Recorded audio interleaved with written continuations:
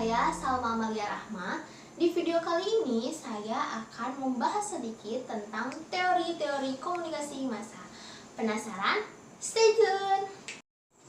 Teori yang pertama yaitu teori jarum hipodermik atau hypodermic needle theory. Teori jarum hipodermik ini merupakan teori komunikasi massa pertama yang berkembang tahun 1930-an sampai 1940-an.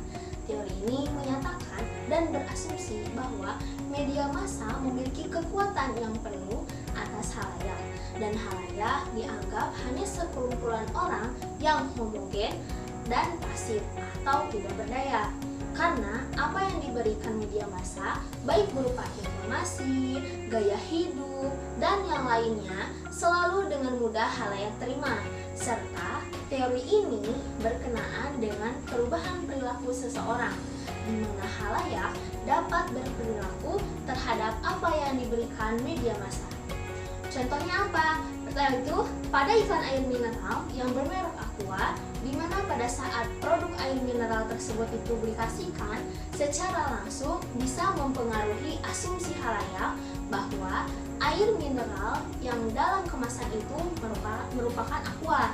Sehingga sampai saat ini Aqua sudah terdoktrin di ingatan halayak, walaupun sudah banyak merek-merek air mineral dalam kemasan bermunculan. Teori yang kedua yaitu cultification theory, diperkenalkan oleh Profesor George Gerbener dalam tulisannya Living with Television, The Violence Profile Journal of Communication, atau penelitian untuk mempelajari pengaruh penonton TV pada tahun 1960-an. Teori kultifikasi ini menyebutkan bahwa TV menjadi sebuah media utama di mana para penonton televisi belajar tentang masyarakat dan kultur di lingkungannya. Jadi, penonton membangun persepsi tentang masyarakat dan budaya dari apa yang dilihatnya di televisi.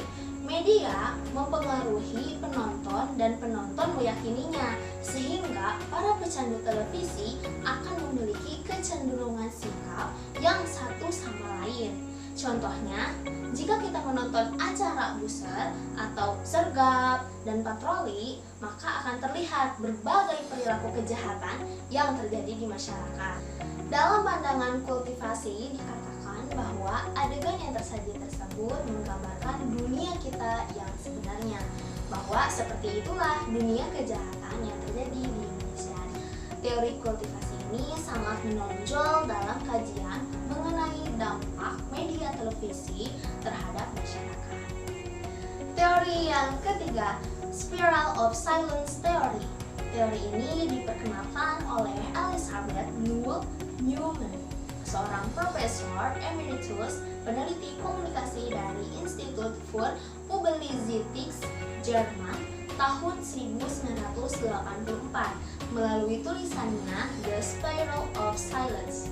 Teori ini menitik beratkan pada peran-peran opini publik dalam interaksi sosial, yaitu mengapa orang-orang dari golongan minoritas sering merasa perlu untuk membunyikan pendapat dan pandangannya, bahkan mengubah pendiriannya pada saat berada dalam golongan mayoritas.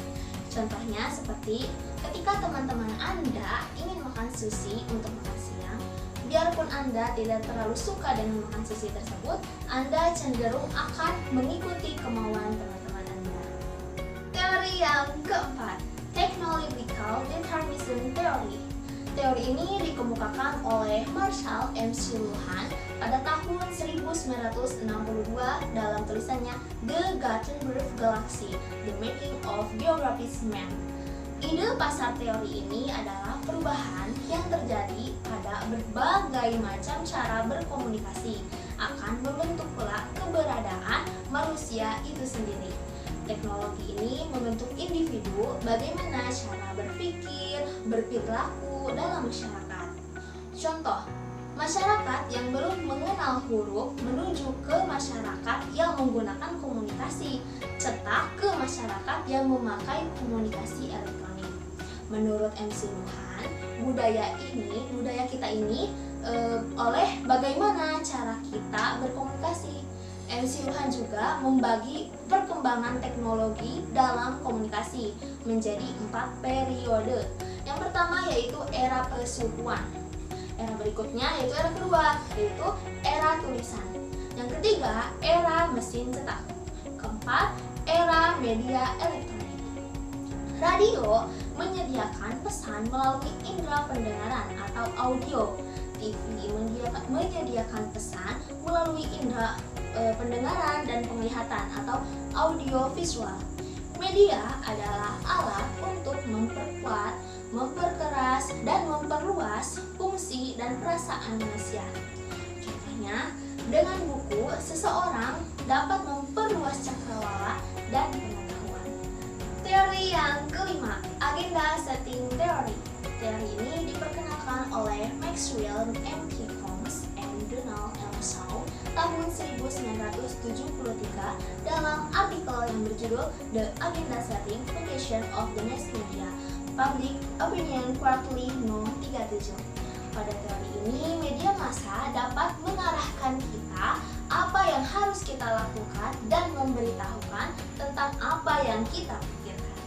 Contohnya, media gencar memberitakan tentang pembunuhan Benazir Bhutto, maka bahan pembicaraan masyarakat pun adalah tentang terjadinya pembunuhan itu. Dalam teori ini, media massa menentukan agenda kita, yaitu media mengarahkan kita untuk memusatkan perhatian pada subjek tertentu yang diberitahu media. Jadi, jika media memberikan penekanan pada suatu peristiwa, maka media tersebut mempengaruhi halayak untuk menganggap peristiwa itu penting.